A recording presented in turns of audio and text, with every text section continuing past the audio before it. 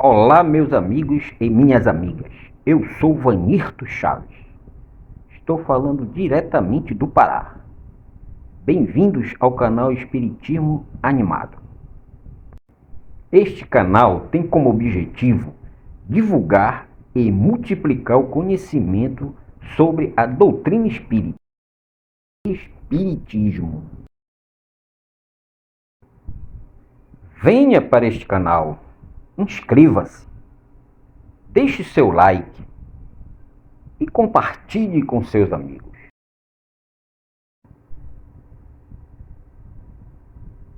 Homenagem pelo aniversário do Codificador do Espiritismo, primeira parte.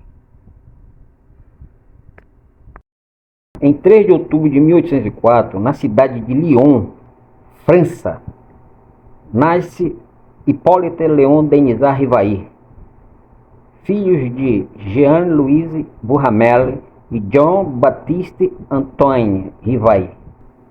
O perfil: bigode rarefeito aparado rente ao lábio, cabelos lisos repartidos na frente da esquerda para a direita, cabeça redonda e maciça, pinta sobre a boca, estatura média 1,65 m, olhos castanho claros, voz clara e firme, eloquente, enérgico e perseverante, gestos sóbrios e contidos, pensador, seguro e lógico.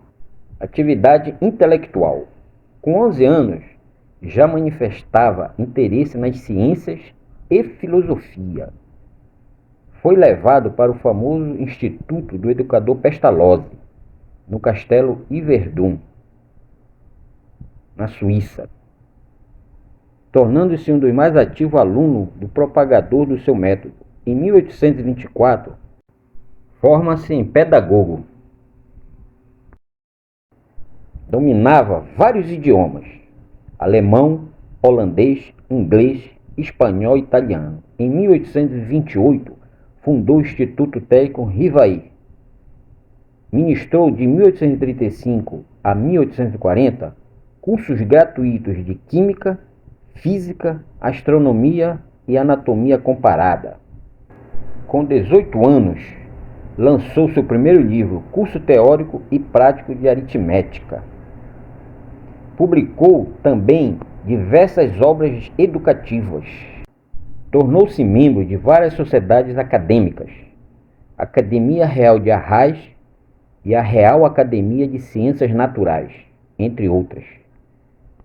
Dotado de uma inteligência notável e atraído para o ensino pelo seu caráter e as suas aptidões especiais, desde a idade de 14 anos, ensinava o que sabia àqueles que tinham adquirido menos do que ele.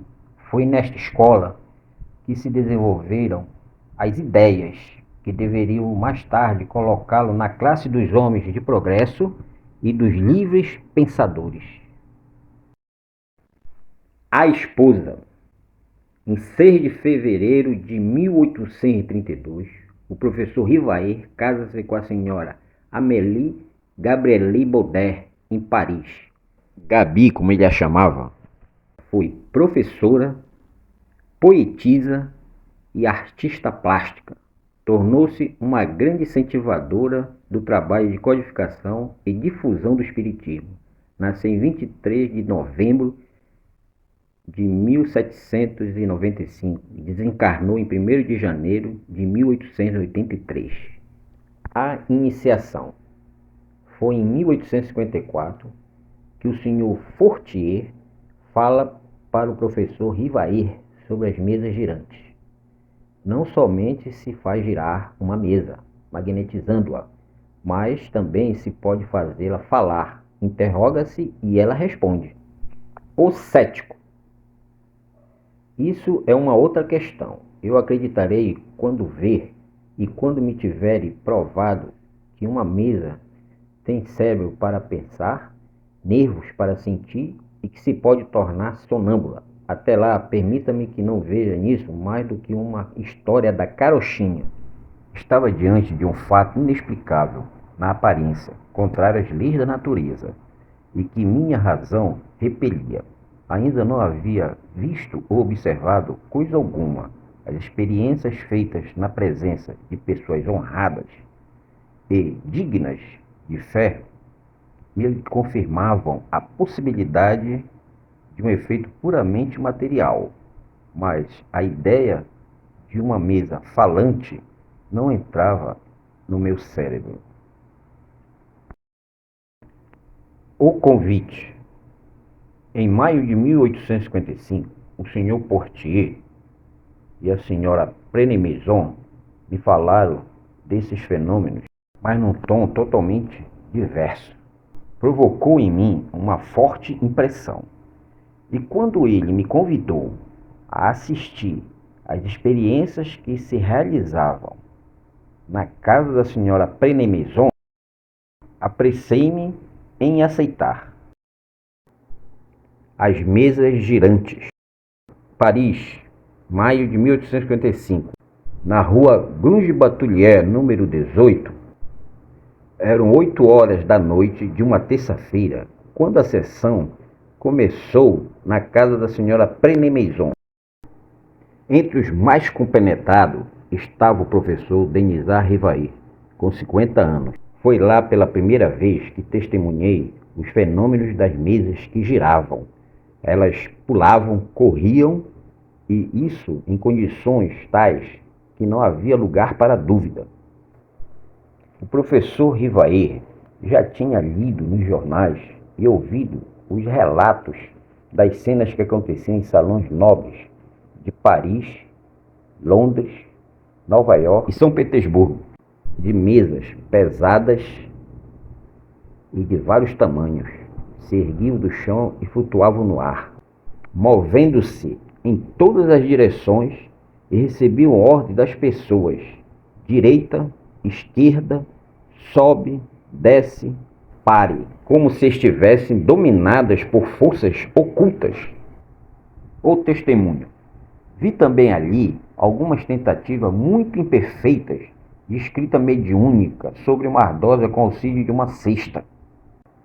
Amparada pelas mãos da senhora Prenemaison, a cesta de vinho moveu-se sobre uma placa de ardósia, usada como lousa na época, com um ponteiro da mesma pedra. Escreveu frases sem qualquer participação ou consciência da médium. Rivair voltou para casa atordoado. Em pouco tempo, as mesas passaram a transmitir mensagens ao som de pancadas, como telégrafo. Letra A, uma pancada. Letra B, 2 pancadas.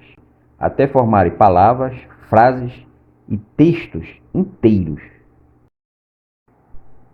Minhas ideias estavam longe de terem se detido, mas havia ali um fato que deveria ter uma causa. Entrevi alguma coisa de sério e como que a revelação de uma nova lei que prometia a mim mesmo aprofundar. As perguntas.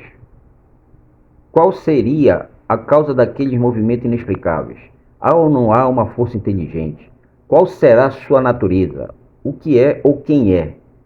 Qual é a sua origem? Assombração? Delírio coletivo? Está além da humanidade? O professor Rivair vai em busca de resposta através de métodos investigativos e científicos. Os Boudin. Em 1855, o senhor Boudin convidou-me a assistir às sessões semanais que se realizavam em sua casa. Foi ali que fiz os meus primeiros estudos sérios sobre espiritismo com as irmãs Caroline e Julie Boudin. O professor Rivair ficou impressionado com as irmãs pela capacidade de pôr num papel mensagens com textos de todos os tipos e estilos. Allan Kardec.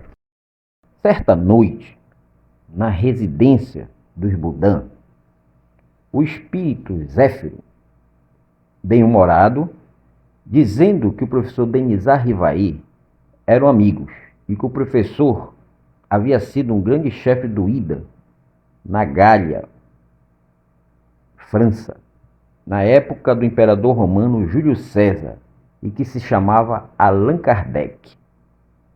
A partir desse momento, Rivair assume o pseudônimo de Allan Kardec.